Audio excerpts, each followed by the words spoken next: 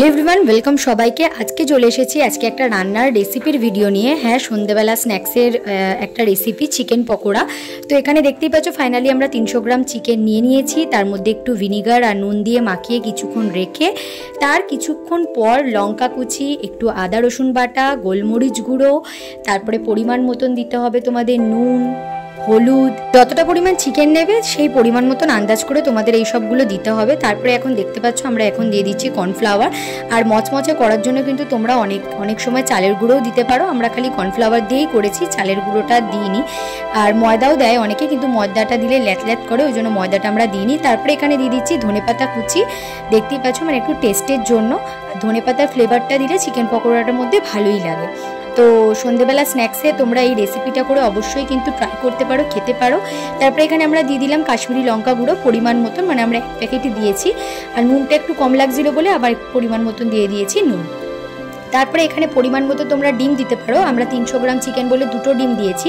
প্রথমে আমরা একটা ডিম ফাটিয়ে ওর মধ্যে ভালো করে একটু মাখিয়ে নিয়ে আগে পরিমাণটা দেখে নিলাম। তারপরে আমরা ভাবলাম যে আরেকটা ডিম আমাদের লাগবে, তাই জন্য আমরা আবার পরে একটা ডিম ফাটিয়ে ওর মধ্যে দিয়ে দিয়েছি। তো তোমরা কিন্তু অবশ্যই পরিমাণটা দেখে, তোমাদের যদি 300 গ্রাম চিকেনের মধ্যে করো তাহলে অবশ্যই 2টো ডিম দেবে। আর 500 গ্রাম চিকেন হলে তো তোমাদের 3টে ডিম দিয়েই করতে হবে।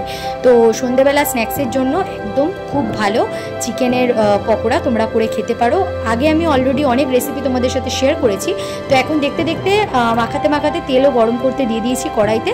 তো এখন আমরা ফাইনালি তেল গরমটা হয়ে গেলে ওর মধ্যে একটা করে পকোড়া দিয়ে ছেড়ে দিচ্ছি। আর এই রান্নার রেসিপি তোমাদের সাথে অনেকদিন পর শেয়ার করলাম। তোমাদের কেমন লাগলো অবশ্যই কিন্তু জানিও। তো ফেসবুক দিয়ে যদি দেখে থাকো তাহলে ফলো করতে ভুলো না, অবশ্যই একটা লাইকও করে দিও। আর যারা ইউটিউব থেকে দেখছো তারা কিন্তু অবশ্যই সাবস্ক্রাইব করে দিও আর লাইক করে দিও যারা পুরনো আছো।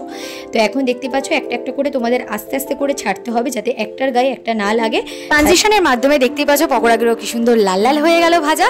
তো যখন দেখবে তোমরা ভাজাগুলি লাল লাল হয়ে গেছে, তারপর একটার ওপর একটা উল্টে দিতে হবে। দেখতেই পাচ্ছ এখন আমরা উল্টে দিচ্ছি। তো তোমরাও কিন্তু ট্রাই করতে পারো সন্ধ্যাবেলা স্ন্যাক্সের জন্য। চিকেন পকোড়া খুবই ভালো লাগে খেতে, আর গরম গরম তো পকোড়া খুবই সুন্দর লাগে। তো এখন দেখতে পাচ্ছ আমরা একটা করে উল্টে দিচ্ছি। তো আমরা খুব ভালোই খেয়েছিলাম, আর বৃষ্টি ওয়েদার ছিল, তাই জন্য ভাবলাম যে পকোড়াটা যখন হচ্ছে তাহলে তোমাদের সাথেও রেসিপিটা শেয়ার করে দিই। তো এখন আমাদের পকোড়া ফাইনালি হয়ে এসেছে। যেহেতু আমরা 300 গ্রাম চিকেনে করেছি, তো তোমাদের তো আগেই বললাম, তাই জন্য আমাদের দুবারে করতে হয়েছে। এটা প্রথমবারে, আর সেকেন্ডবারেরটা আমি আর শেয়ার করিনি, একদম ভাজার সময়টাই শেয়ার করেছি। তো তোমরা এই চিকেন পকোড়াটা চাট মশলা দিয়ে বা ওপর দিয়ে একটু গোলমরিচ গুঁড়ো দিয়ে বা একটু টমেটো সস দিয়ে বা সয়া সস দিয়ে যাই হোক করে খেতে পারো। তো দেখো এখন রেডি হয়ে গেছে ফাইনালি আমাদের চিকেন পকোড়া। তো তোমরা কিন্তু অবশ্যই ট্রাই করো এই রেসিপিটা দেখে। তোমাদের যদি ভালো লাগে অবশ্যই কিন্তু like, comment, share and subscribe করতে ভুলো না। আর যদি এরকম কোনো কুকিং চ্যানেলের ভিডিও দেখতে চাও, মানে কুকিং রেসিপি দেখতে চাও, সেটাও কিন্তু কমেন্ট করে জানিও। যতটা পারবো তোমাদের সাথে শেয়ার করার চেষ্টা করব।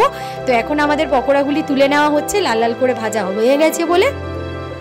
ফাইনালি আমাদের পকোড়া রেডি হয়ে গেছে। তাহলে চলো এখন আমরা গরম গরম পকোড়া খাই, আর তোমরাও রেসিপিটা দেখে ট্রাই করে বানিয়ে খাও। তাহলে এখানেই ভিডিওটা এন্ড করলাম। ভিডিওটা যদি ভালো লাগে লাইক করতে ভুলো না, সাবস্ক্রাইব করে দিও। দেখা হচ্ছে অন্য কোনো নতুন ভিডিওর সাথে খুব তাড়াতাড়ি। টাটা।